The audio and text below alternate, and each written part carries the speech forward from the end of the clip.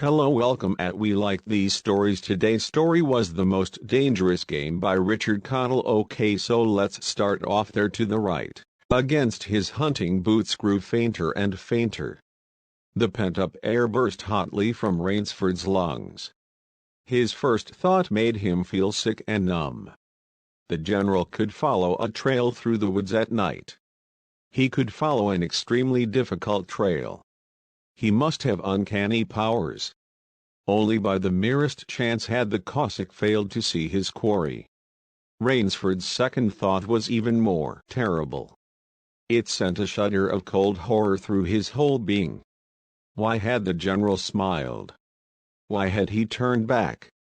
Rainsford did not want to believe what his reason told him was true, but the truth was as evident as the sun that had by now pushed through the morning mists. The general was playing with him. The general was saving him for another day's sport. The Cossack was the cat. He was the mouse. Then it was that Rainsford knew the full meaning of terror. I will not lose my nerve. I will not. He slid down from the tree, and struck off again into the woods. His face was set and he forced the machinery of his mind to function. 300 yards from his hiding place he stopped where a huge dead tree leaned precariously on a smaller, living one. Throwing off his sack of food, Rainsford took his knife from its sheath and began to work with all his energy. The job was finished at last, and he threw himself down behind a fallen log 100 feet away. He did not have to wait long.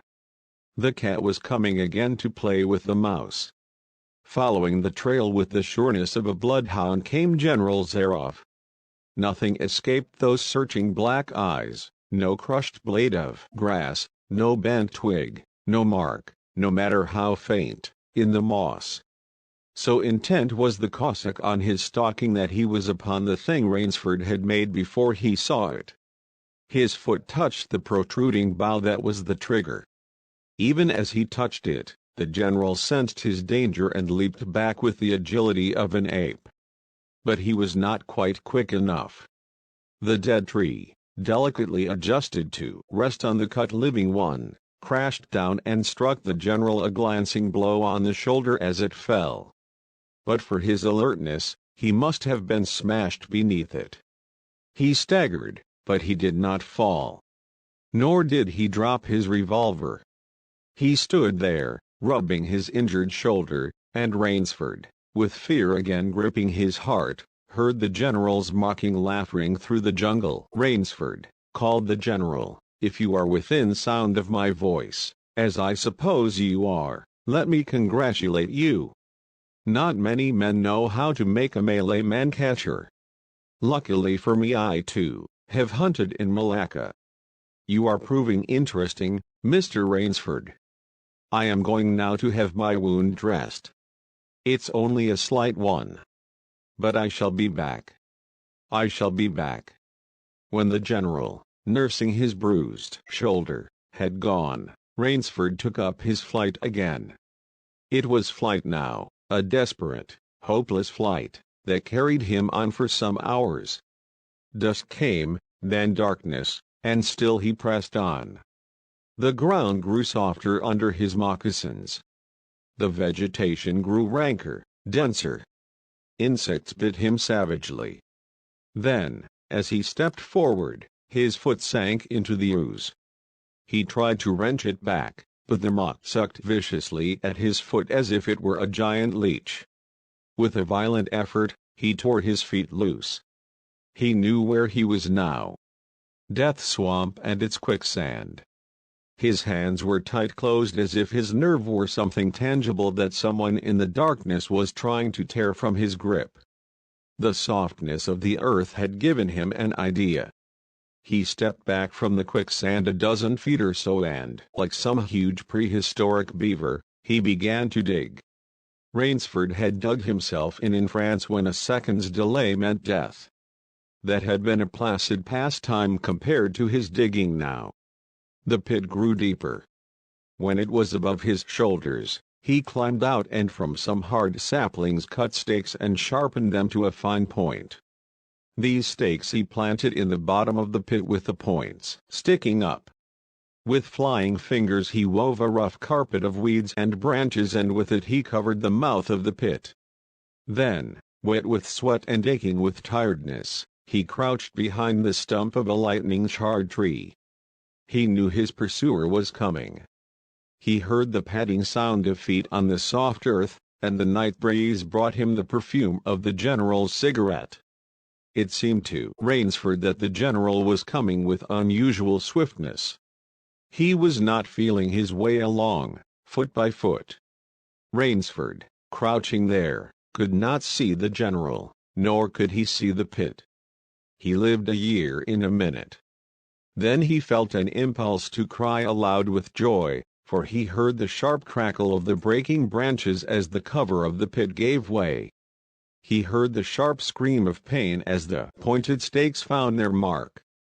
He leaped up from his place of concealment. Then he cowered back. 3 feet from the pit a man was standing, with an electric torch in his hand. "You've done well, Rainsford," the voice of the general called. "Your Burmese tiger pit has claimed one of my best dogs. Again you score. I think, Mr. Rainsford, one'll see what you can do against my whole pack.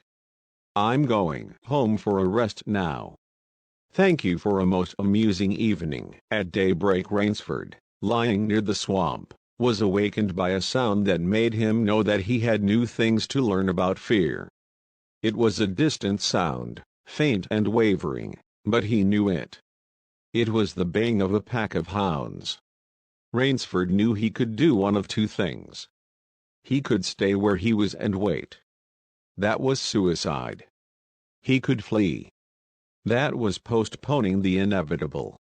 For a moment he stood there, thinking. An idea that held a wild chance came to him, and, tightening his belt, he headed away from the swamp. The baying of the hounds drew nearer, then still nearer, nearer, ever nearer. On a ridge Rainsford climbed a tree. Down a watercourse, not a quarter of a mile away, he could see the bush moving. Straining his eyes, he saw the lean figure of General Zaroff. Just ahead of him Rainsford made out another figure whose wide shoulders surged through the tall jungle weeds. It was the giant Ivan, and he seemed pulled forward by some unseen force. Rainsford knew that Ivan must be holding the pack in leash. They would be on him any minute now. His mind worked frantically. He thought of a native trick he had learned in Uganda. He slid down the tree. He caught hold of a springy young sapling, and to it he fastened his hunting knife, with the blade pointing down the trail. With a bit of wild grapevine he tied back the sapling. Then he ran for his life. The hounds raised their voices as they hit the fresh scent. Rainsford knew now how an animal at bay feels. He had to stop to get his breath. The baying of the hound stopped abruptly, and Rainsford's heart stopped too. They must have reached the knife. He shinned excitedly up a tree and looked back. His pursuers had stopped. But the hope that was in Rainsford's brain when he climbed died, for he saw in the shallow valley that General Zaroff was still on his feet. But Ivan was not. The knife, driven by the recoil of the springing tree, had not wholly failed. Rainsford had hardly tumbled to the ground when the pack took up the cry again. Nerve, nerve, nerve. He panted, as he dashed along. A blue gap showed between the trees dead ahead. Ever nearer drew the hounds. Rainsford forced himself on toward that gap. He reached it. It was the shore of the sea. Across a cove he could see the gloomy gray stone of the chateau. 20 feet below him the sea rumbled and hissed. Rainsford hesitated. He heard the hounds. Then he leaped far out into the sea. When the general and his pack reached the place by the sea, the Cossack stopped. For some minutes he stood regarding the blue-green expanse of water. He shrugged his shoulders. Then he sat down, took a drink of brandy from a silver flask, lit a cigarette, and hummed a bit from Madame Butterfly. General Zaroff had an exceedingly good dinner in his great paneled dining hall that evening. With it he had a bottle of Paul Roger and half a bottle of Chambertin. Two slight annoyances kept him from perfect enjoyment. One was the thought that it would be difficult to replace Ivan. The other was that his quarry had escaped him. Of course, the American hadn't played the game, so thought the general as he tasted his after-dinner liqueur. In his library he read, to soothe himself, from the works of Marcus Aurelius. At 10 he went up to his bedroom. He was deliciously tired, he said to himself, as he locked himself in. There was a little moonlight, so, before turning on his light, he went to the window and looked down at the courtyard. He could see the great hounds, and he called, "Better luck another time," to them. Then he switched on the light. A man, who had been hiding in the curtains of the bed, was standing there. "Rainsford!" screamed the general. "How in God's name did you get here?" "Swam," said Rainsford. "I found it quicker than walking through the jungle." The general sucked in his breath and smiled. "I congratulate you," he said. "You have won the game."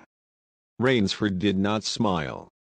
"I am still a beast at bay," he said, in a low, hoarse voice.